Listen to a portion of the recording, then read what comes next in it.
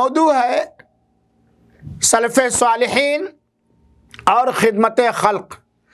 حضرت عمر بن خطاب رضی اللہ تعالی عنہ کو ہر مومن مسلمان جانتا ہے، ان کی فضیلت، ان کا رتبہ اور دور خلافت میں ان کی کارکردگی۔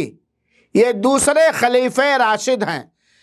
عمر بن خطاب رضی اللہ تعالی عنہ کا بیواؤں کا خاص خیال رکھتے تھے، بیواؤں کا خاص خیال رکھتے تھے، چنانچہ رات میں ان کے لیے پانی بھر بھر کر ان کے گھروں میں پہنچاتے تھے۔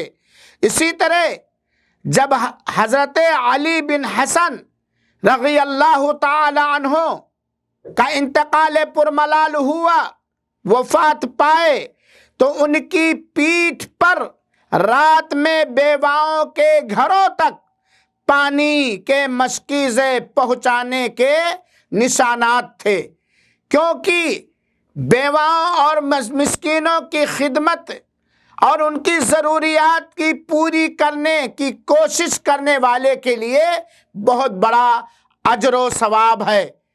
سامعین کرام، ہم ذرا غور کریں، اتنے بڑے بڑے اونچے رتبے اور فضیلت والے صحابہ کرام خدمت خلق میں کس طرح پیش رہا کرتے تھے۔